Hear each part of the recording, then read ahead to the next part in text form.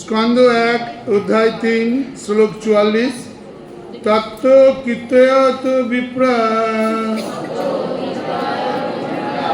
বিপর্ষে ভুরি তেজস অহং চ অর্ধগামং তত্র নিবিষ্ট তত্র অনুগ্রহাৎ সাহং শ্রাবয়িষ্যামি যথাধীতং যথামতি। তত্র মানে সেখানে, কীর্তয়ত মানে কীর্তন, বিপ্রসে মানে মহান ব্রহ্মর্ষি থেকে, বুড়ি মানে মহৎ, তেজস মানে শক্তিশালী, অহম মানে আমি, চ মানে ও, অর্ধগমম মানে বুঝতে পেরেছিলেন, তত্র মানে সেই সভায়, নিবিষ্ট মানে পূর্ণ একাগ্রতা সহকারে, তৎ অনুগ্রহ মানে তার কৃপার প্রভাবে, স মানে সেই বিষয়, অহম মানে আমি, ব মানে আপনাদের, শ্রাবয়িষ্যামি মানে শোনাবো, যথাধীতম যথামতি আমার উপলব্ধি অনুসারে। তাহলে শ্লোক নম্বর 44-এ এই কথাগুলো কে বললেন? সুত গোস্বামী। উনি কি বললেন? হে তত্ত্বজ্ঞানী ব্রাহ্মণগণ, মহারাজ পরীক্ষিতের সম্মুখে সুখদেব গোস্বামী যখন শ্রীমদ্ ভাগবত কীর্তন করেন তখন নিবিষ্ট চিত্তে আমি তা শ্রবণ করেছিলাম এবং তাই সেই মহান শক্তিশালী বিপর্ষীর কৃপায় আমি শ্রীমদ্ ভাগবতম হৃদয়ঙ্গম করেছিলাম। এখন তার কাছ থেকে আমি যা শুনেছিলাম তা আমার উপলব্ধি অনুসারে আপনাদের শোনাতে চেষ্টা করব। এখানে প্রভুপাদ তাৎপর্য বলেছেন, জয়শিলা প্রভুপাদ কি।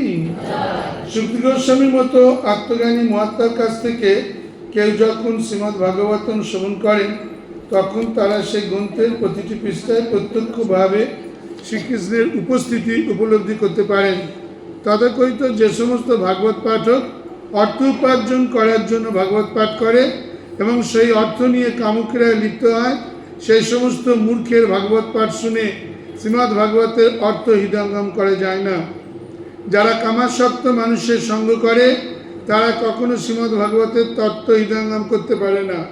সেটি হচ্ছে শ্রীমদ্ ভাগবত উপলব্ধির রহস্য। যে সমস্ত মানুষ তাদের জাগতিক জ্ঞানের মাধ্যমে ভাগবতের ব্যাখ্যা করার চেষ্টা করে তাদের কাছ থেকে শ্রীমদ্ ভাগবতের অর্থ জানা যায় না। শ্রীল সুখদেব গোস্বামী আদর্শ প্রতিনিধি ছাড়া আর কারো কাছ থেকে শ্রীমদ্ ভাগবতের শিক্ষা লাভ করা যায় না। কেউ যদি শ্রীমদ্ ভাগবতের পৃষ্ঠায় পরমেশ্বর ভগবান শ্রীকৃষ্ণকে দর্শন করতে চান তাহলে তাকে এই পন্থাই অবলম্বন করতে হবে। এটাই হচ্ছে যথার্থ পন্থা এবং এছাড়া অন্য কোনো উপায় নেই। শিলা সুখদেব গোস্বামী হচ্ছেন শিলা সুখদেব গোস্বামীর আদর্শ প্রতিনিধি, কারণ সেই মহান মহর্ষির কাছ থেকে যে জ্ঞান তিনি প্রাপ্ত হয়েছিলেন তাই তিনি যথাযথভাবে প্রদান করেছিলেন। শিলা সুখদেব গোস্বামী তার পিতা শিলা ব্যাসদেবের কাছ থেকে যেভাবে শ্রীমদ্ ভাগবতম শ্রবণ করেছিলেন ঠিক সেইভাবে তিনি তা প্রদান করেছিলেন, আর শিলা সুখদেব গোস্বামী প্রদান করেছিলেন ঠিক সেইভাবে যেভাবে তিনি তার শিলা সুখদেব গোস্বামীর কাছ থেকে শ্রবণ করেছিলেন। কেবল শুনলেই হয় না, নিবিষ্ট চিত্তে তার অর্থ হৃদয়ঙ্গম করতে হয়। নিবিষ্ট কথাটির অর্থ হচ্ছে যে সুত গোস্বামী শ্রীমদ্ ভাগবতের রসামৃত তার কর্ণকুহরের মাধ্যমে পান করেছিলেন, সেটি হচ্ছে শ্রীমদ্ ভাগবত জ্ঞান লাভের প্রকৃত পন্থা। সম্পূর্ণভাবে নিবিষ্ট চিত্তে এই জ্ঞান আহরণ করতে হয়, তাহলেই কেবল শ্রীমদ্ ভাগবতের প্রতিটি পৃষ্ঠায় প্রতিটি শ্লোকে শ্রীকৃষ্ণের উপস্থিতি উপলব্ধি করা যায়। এখানে শ্রীমদ্ ভাগবতের জ্ঞান আহরণ করার রহস্য বর্ণিত হয়েছে। যার হৃদয় নির্মল নয়, পবিত্র নয়, যে কখন নিবিষ্ট চিত্তে এই জ্ঞান আহরণ করতে পারে না। যে মানুষের কার্যকলাপ পবিত্র নয় তার মনও পবিত্র হতে পারে না। আহার নিদ্রা ভয় ও মৈথুন আদির প্রভাব মুক্ত হয়ে যারা পবিত্র হয়নি তাদের কার্যকলাপও পবিত্র হতে পারে না। কিন্তু কেউ যদি নিবিষ্ট চিত্তে উপযুক্ত বক্তার মুখ থেকে শ্রীমদ্ ভাগবতের বাণী শ্রবণ করেন তাহলে তা নিঃসন্দেহে প্রথম থেকেই শ্রীমদ্ ভাগবতের প্রতিটি পৃষ্ঠায় পরমেশ্বর ভগবান শ্রীকৃষ্ণকে দর্শন করতে পারেন। দেখো, এই শ্লোকে মূল যে কথাটা বলা হলো, যে এটা আমরা 3য় অধ্যায়ের লাস্ট শ্লোক করছি, এখানে মূল কথা যেটা বলা হলো যে শ্রীমদ্ ভাগবতম শোনার জন্য শ্রোতা কীরকম হবে আর বক্তা কীরকম হবে। শ্রোতার কী গুণ থাকা চাই আর বক্তার কী গুণ থাকা চাই। ভীষণ সুন্দর করে এখানে বলা হলো যে এই যে সুত গোস্বামী, এই সুত গোস্বামী কে ছিলেন? যিনি শুনে এসছেন কোথায়? যখন রাজা পরীক্ষিতকে সুখদেব গোস্বামী বলছিলেন। তাহলে সুত গোস্বামী কে? তোমরা জানো সুত গোস্বামী কে? সুত গোস্বামী হলেন ব্যাসদেবের কাছ থেকে, ব্যাসদেবের যে আশ্রম ছিল সেখানে সুত গোস্বামী সেবা করতেন এবং সেই সেবার মাধ্যমে তিনি ব্যাসদেবকে সন্তুষ্ট করেছিলেন। এরপরে আবার যখন সুখদেব গোস্বামী রাজা পরীক্ষিতকে বলছিলেন, তোমরা পড়েছ জেনেছ আগে, সুত গোস্বামী পেছনে বসেছিলেন, কিন্তু সুখদেব গোস্বামী ওনাকে ডেকে এনে সামনে বসিয়েছিলেন। তো কৃপা একটা বিশাল বড় জিনিস, যে কৃপার বলে আমরা জ্ঞান আহরণ করতে পারি। আজ আমি তোমাদের বেশ কিছু এরকম কৃপার উদাহরণ দিয়ে বুঝিয়ে দেবো যে এই যে ভগবত জ্ঞান, এই যে চিন্ময় জ্ঞান, এ জ্ঞান কৃপা ছাড়া সম্ভব নয়। কৃপার মাধ্যমে তোমাকে পেতে হবে। কৃপার মাধ্যমে তোমার যার কাছে জ্ঞান আছে তাকে তোমাকে সন্তুষ্ট, প্রথমে সেবার মাধ্যমে তাকে তোমাকে সন্তুষ্ট করতে হবে এবং তিনি যদি কৃপা করে জ্ঞান দেন তবেই তুমি জ্ঞান নিতে পারবে। শুধুমাত্র বই পড়ে বা অন্য কিছু করে এটা জানা যাবে না। এই কথাটা খুব সুন্দর করে তোমরা বুঝে নাও। দেখো, একটা জিনিস হচ্ছে বিশ্বাস। তুমি যদি এই ভাগবতমের প্রতিটা কথায় বা গীতার প্রতিটা কথায় বিশ্বাস রাখো বা ভগবানের প্রতি তোমার যদি অগাধ বিশ্বাস থাকে তবেই মাত্র তুমি সেবাটাকে সুন্দর করে করতে পারবে। তো বিশ্বাস হচ্ছে আমাদের এই ভগবানকে আকর্ষণ করার প্রথম পন্থা। প্রথম পন্থা হচ্ছে বিশ্বাস। এই অগাধ বিশ্বাসটা কীরকম? অগাধ বিশ্বাসটা হচ্ছে যে তুমি মনে প্রাণে ভাবো যে ভগবানের ইচ্ছে, কথা আমি বারবার বলি যে আমি ভগবানের ইচ্ছা ছাড়া কোনো কিছু আমার জীবনে সংগঠিত হয় না বা কারুর জীবনেই হচ্ছে না। যার যা কিছু ঘটছে, যেখানে জগতে যা কিছু ঘটছে সেখানে ভগবানের একটা পরিকল্পনা আছে আর ভগবানের পরিকল্পনা মাফিক সেই কাজটাই হচ্ছে। তুমি যদি প্রচণ্ড অসুখে ভোগো, তোমাকে যদি লোকে প্রচণ্ড বদনাম করে বা তুমি যদি ভীষণ বিপদের সম্মুখীন হও, একদম মনে করতে হবে যে সেটাও ভগবানের প্ল্যান ছিল, পরিকল্পনা ছিল। এবং তোমার কোনো কর্মের ফলে, অসৎ কর্মের ফলে তুমি আজকে ওই অবস্থার মধ্যে সম্মুখীন হয়েছ। তো ভগবান তোমাকে ওই শাস্তির মাধ্যমে তোমাকে পিউরিফাই করে বিশুদ্ধ করে তুলছেন। এই জায়গাটা একদম মাথার মধ্যে ঢুকিয়ে না। তোর প্রথম হচ্ছে বিশ্বাস। বিশ্বাসটা আসার পর যখন তুমি সেবার মাধ্যমে তোমার গুরুকে বা যে গুরুই হোক না কেন, গুরুকে বা যাকে তুমি সন্তুষ্ট করবে, সে তখন কৃপা পরবশ হয়ে তোমাকে কৃপা করবে। যখন সে কৃপা তোমার সেবার মাধ্যমে সন্তুষ্ট হওয়ার পর সে যখন কৃপা করবে, সে কৃপার মাধ্যমে তোমার ভগবত ভক্তির জ্ঞান উপলব্ধ হবে, নইলে কোনোদিন উপলব্ধ হবে না। তোমরা দেবাহুতির নাম শুনেছো নিশ্চয়, যেটা আমাদের 3য় স্কন্ধে আছে। আমরা কিন্তু 1ম স্কন্ধে আছি। দেবাহুতি কে ছিলেন? কার মা ছিলেন? হ্যাঁ, কপিলদেব। Very good, দেবহূতি। তো কপিলদেবের মা ছিলেন। দেবহূতি ছিলেন রাজবংশের মেয়ে এবং তিনি প্রচণ্ড সুন্দরভাবে জীবনযাপন করতেন এবং খুব ভালো রকমভাবে সঙ্গের মধ্যে ছিলেন। কিন্তু তার বিবাহ ঠিক হলো কার সঙ্গে? কর্দম মুনির সঙ্গে। ভেরি গুড, কর্দম মুনির সঙ্গে। তিনি কি না, তিনি বনে বসে কি করেন না, সাধনা করেন। তো তার এমনকি তার কোনো শেল্টারও নেই। কিন্তু দেবহূতি কিন্তু বলেননি আমি বিয়ে করবো না। কারণ কি? তিনি জানছেন যে তার বিবাহ হচ্ছে একটা উঁচু জায়গায়, যে মানুষের কাছে জ্ঞান আছে। তো দেবতী সেইখানে গেলেন। বিয়ের পর কর্দমুনি কী করলেন, আরও কঠিন সাধনার মধ্যে ডুবে গেলেন। আর দেবতী তেনাকে সেবাই করতে লাগলেন। তার মাধ্যমে নিজের দিকে একদম তাকাননি। তার শরীরের প্রচণ্ড রকমভাবে শরীর ভেঙে পড়েছিল সেই কাজটা করার জন্য। কর্দমুনি যখন সাধনায় সিদ্ধ ফিরে এলেন, ফিরে এসে দেবতীর এই প্রচণ্ড রকম সেবাতে এত সন্তুষ্ট হলেন, উনি অত সাধনা করে যে জ্ঞান পেয়েছিলেন সেই জ্ঞান পুরোপুরি দেবতীকে দিলেন। কারণ চিন্তা করতে পারছো কৃপার কী প্রয়োজন আছে। কৃপা ছাড়া এই সাধনার জগতে আমরা কেউ অগ্রসর হতে পারি না। প্রত্যেকটা মানুষের কৃপা। আমি যেরকম উদাহরণ দিচ্ছিলাম সেদিন, এই যে এই মন্দিরে যে এবারে যে 34 জন, আমাদের নিজেদের মন্দিরে 34 জন, দুর্গাপুরের 10 জন, 44 জন দীক্ষা নিলেন। এই যে লোকনাথ স্বামী মহারাজ তোমাদের কৃপা করলেন না।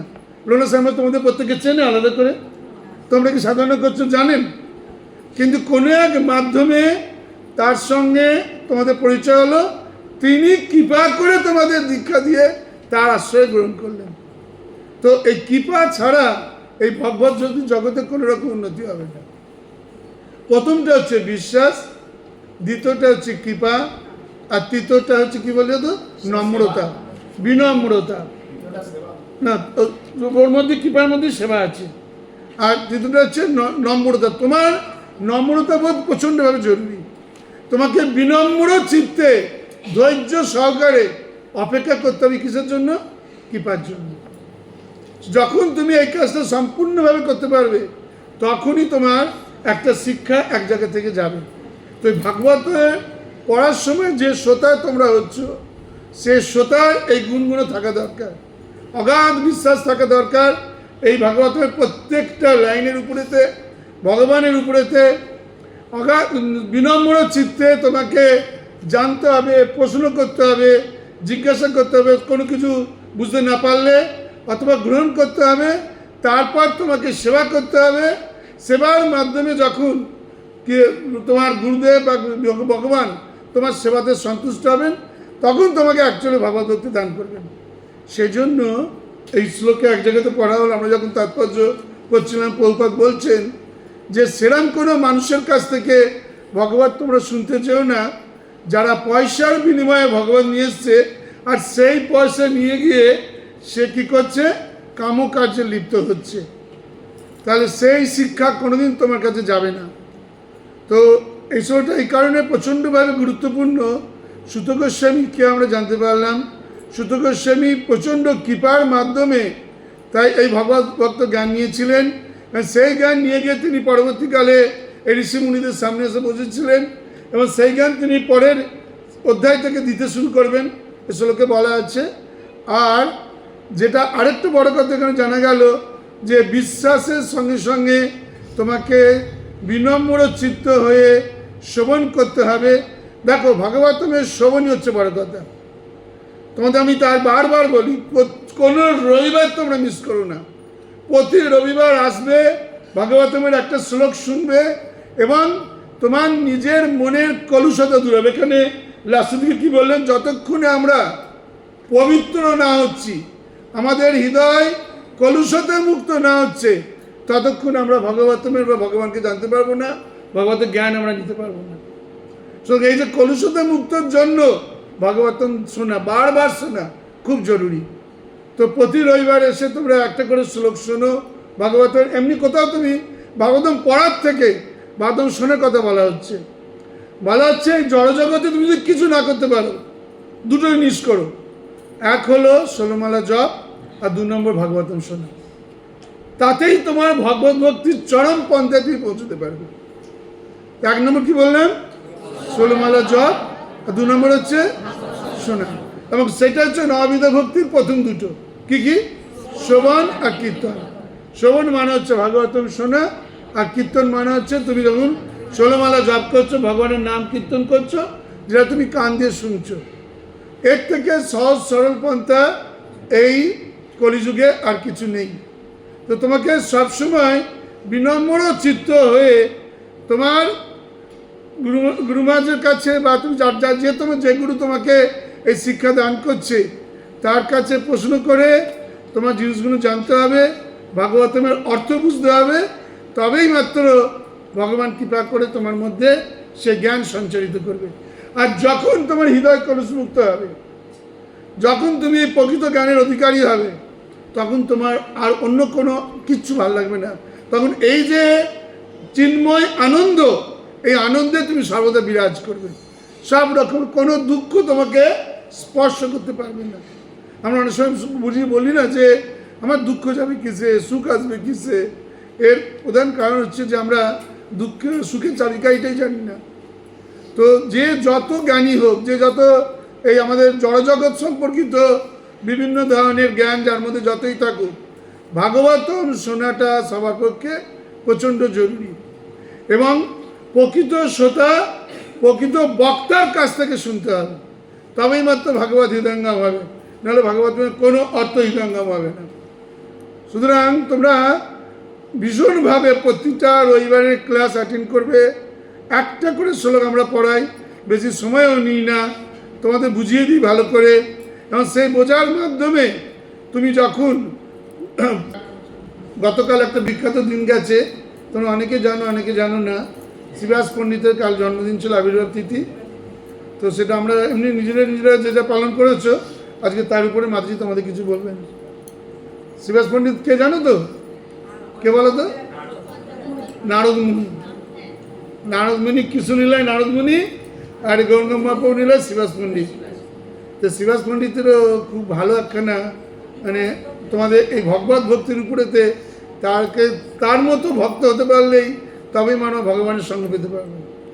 তার বিশাল বিশাল ঘটনা আছে, উনি বলবেন বলেছেন। আমি ওনাকে স্পেশাল ইনভাইট করেছি যাতে উনি তোমাদের সে কথাগুলো বলতে পারেন এবং তোমরা শুনতে পারো। সুতরাং যেটা বলছিলাম, কি যেন বলছিলাম, যে যে এই যে ভগবত ভক্তির যে আমাদের অনুশীলন, যেটার মধ্যে আমরা সবাই করার চেষ্টা করছি, যারা দীক্ষিত বা যারা দীক্ষা নাও নি, তাদের কাছে দুটো জিনিস, বা দীক্ষা না নিলেও করা যায়, অন্য কিছু না মানলেও করা যায়। সেটা হচ্ছে এক নম্বর কি 16 মালা জপ, আর 2 নম্বর ভাগবতম শোনা। ভাগবতম শোনাতে তোমার শরীরের বা মনের যে পরিবর্তন হয়, অন্য কোনো কিছুতে অত পরিবর্তন হয় না। তার কারণ ভাগবতমেতে যখন ভগবান শ্রীকৃষ্ণ দ্বাপর যুগের শেষে এই ধরাধাম থেকে চলে গেলেন, তখন তিনি কোথায় আশ্রয় করেছেন? ভাগবতম। সেই জন্যই প্রতিদিন বা নিয়মিতভাবে ভাগবতম শোনা খুব জরুরি। এবং সেই কারণেই ভাগবতম শোনার ফলে তোমার হৃদয়ের ময়লাগুলো দূর হবে এবং তুমি আস্তে আস্তে আস্তে আস্তে সেবা উন্মুখ হয়ে ভগবানের সেবা কাজে নিজেকে নিযুক্ত করবে। যতক্ষণ পর্যন্ত না তুমি ভগবানের বা তোমার গুরুর বা গৌরাঙ্গের সেবা কাজে তুমি নিজেকে নিযুক্ত করতে পারছো, ততক্ষণ তোমার কাছে পুরো এই ভগবত জগৎটা বা চিন্ময় জগৎটা উন্মোচিত হবে না। এবং কন্টিনিউয়াস সেবার মাধ্যমে তুমি যখন সন্তুষ্ট করতে পারবে, একটা কথা মনে রাখবে, সেবার বাধা আসবে, একদম নিশ্চিত করে বাধা আসবে, কিন্তু তোমাকে প্রমাণ করতে হবে যে তুমি সেই বাধা দূরে সরিয়ে রেখে তুমি ভগবত সেবা করতে পারছো। যখন তোমার মধ্যে এই জিনিসটা আসবে, তখন জানবে যে ভগবান তোমাকে আস্তে আস্তে গ্রহণ করছেন।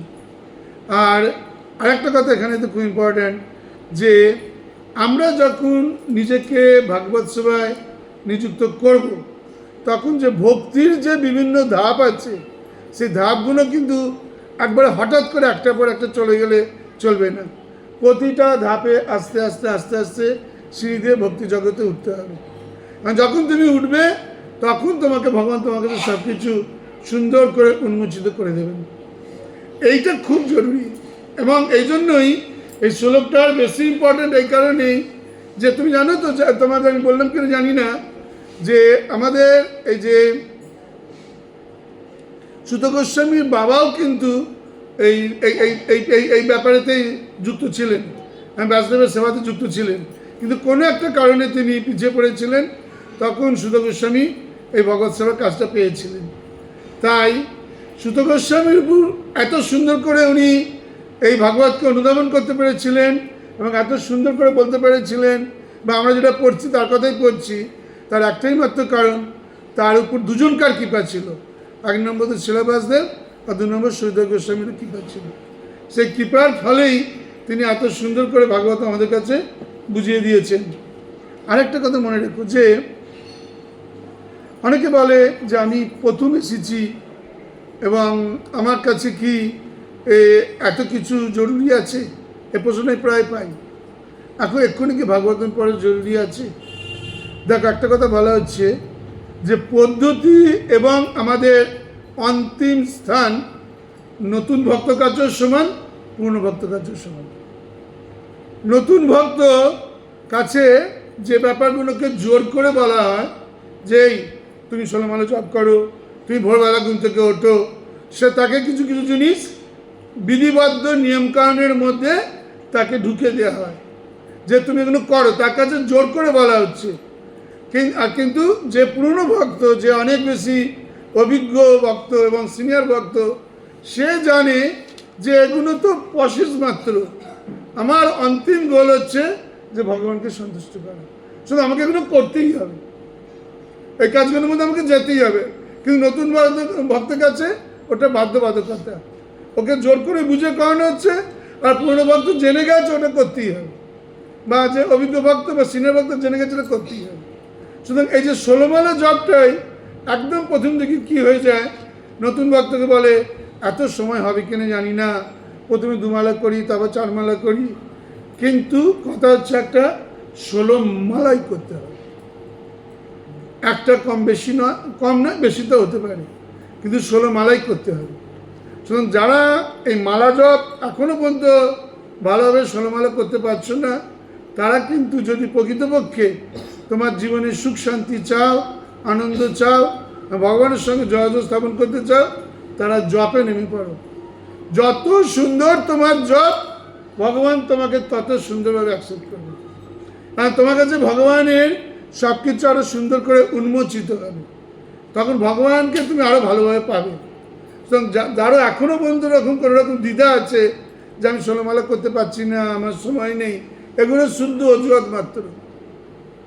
জপ করাতে কোনো বাধা নেই, জপের সময় প্রচুর, 2 ঘন্টার সময় আমাদের 24 ঘন্টার মধ্যে সবাইকে কাছে আছে, কিন্তু আমরা শুধু অজুহাত দিয়ে করি না, বিভিন্ন ধরনের অজুহাত দিই। একবার দেখে নি কজন 16 মালা জপ করে, হাত তোলো তো। ভালোই তো, কিছু খারাপ না, 50% মোটামুটি, এটা অনেক। আর যারা করছো না তারা করতে শুরু করে দাও। যখন তুমি করবে তখন তুমি দেখবে একটা সুন্দর আকর্ষণ বোধ করছো। একটা কথা মনে রাখো, আরেকটা কথা, অনেক সময় এই রবিবারে ক্লাসে আসার জন্য আমি সব জায়গায় চাপ দিই, প্রত্যেককে এসে বলি এসো ভাগবতম শোনো, একদম ক্লাস মিস করো না।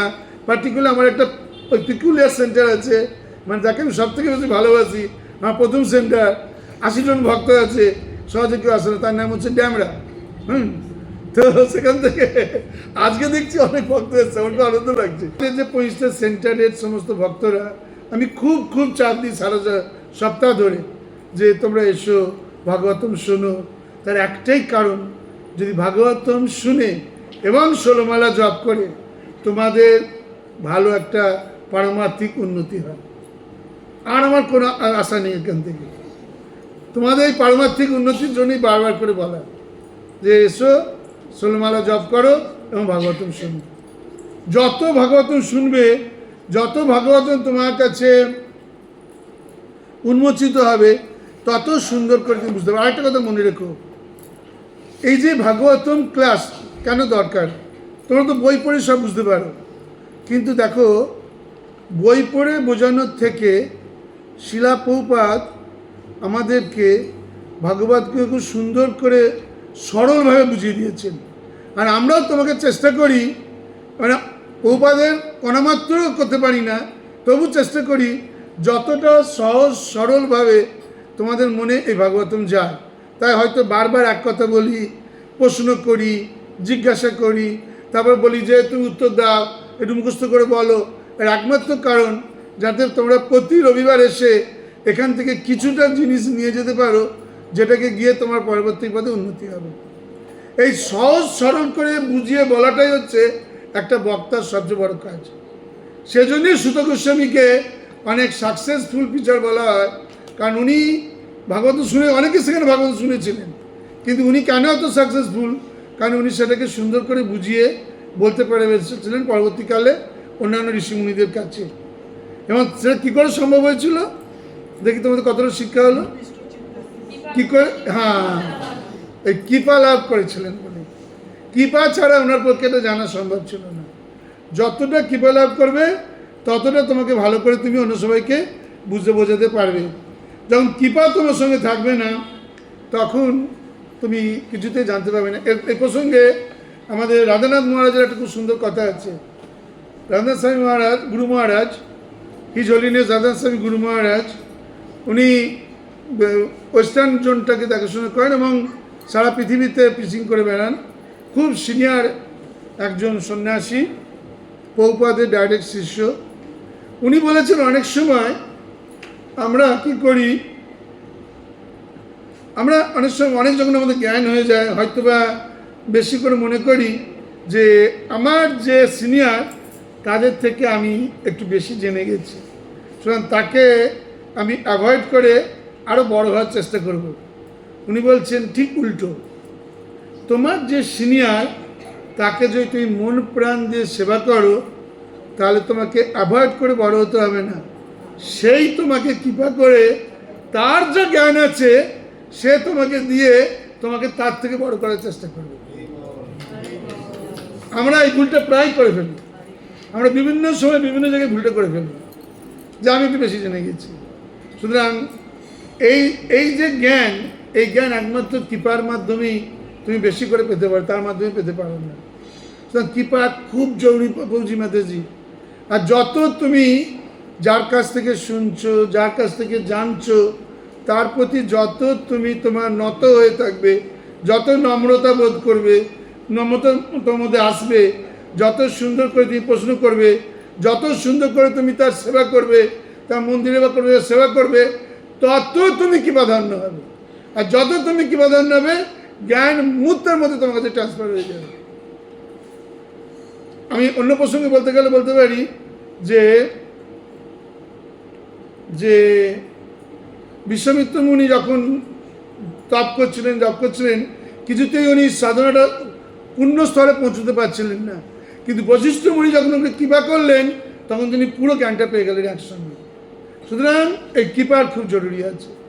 তোমরা যে যে স্তরেই আছো, যে তোমার সিনিয়র, যে যার কাছ থেকে তুমি প্রাথমিক শিক্ষা নিয়েছো, তাকে কোনদিন ভুলে যেও না, তাকে তার কৃপার জন্য তুমি চেষ্টা করো। দেখো গুরু মহারাজ যারা নতুন দীক্ষা নিলেন বা যারা আগে দীক্ষিত আছো তাদের তিনটে কথা বলে গেছেন। আমি জানি না তোমরা কে কতটা করছো বা করতে পারছো।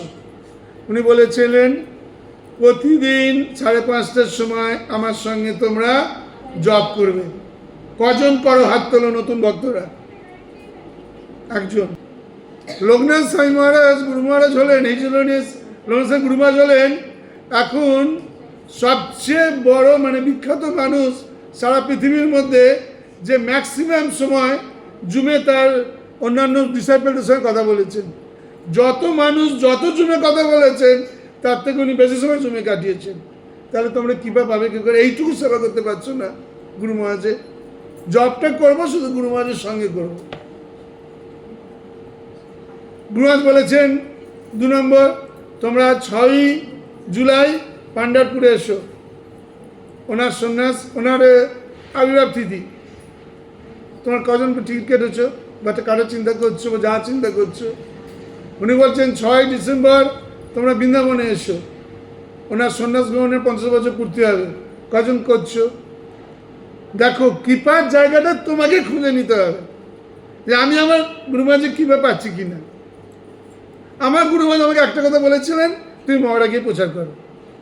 আমি ওই সমস্ত চাকরি বাকরি ছেড়ে দিয়ে, 1,00,000 কোটি টাকা চাকরি ছেড়ে দিয়েছে, মহারা বসে যা পাচ্ছি প্রচার করার চেষ্টা করছি। ব্যাস, এই তোমাদেরও সেইভাবে গুরু মহারাজের কথা তোমাদের শুনতেই হবে। গুরু মহারাজ কৃপা করে কোনো না কোনো নির্দেশ কোনো সময় দেন। আবার গুরু মহারাজ যখন থাকেন না তখন শিক্ষাগুরু কিছু কিছু বলেন, তার সেগুলো শোনা হয় না, অনেক সময়তেই শোনা হয় না, মানে অ্যাভয়েড করার চেষ্টা করা হয়।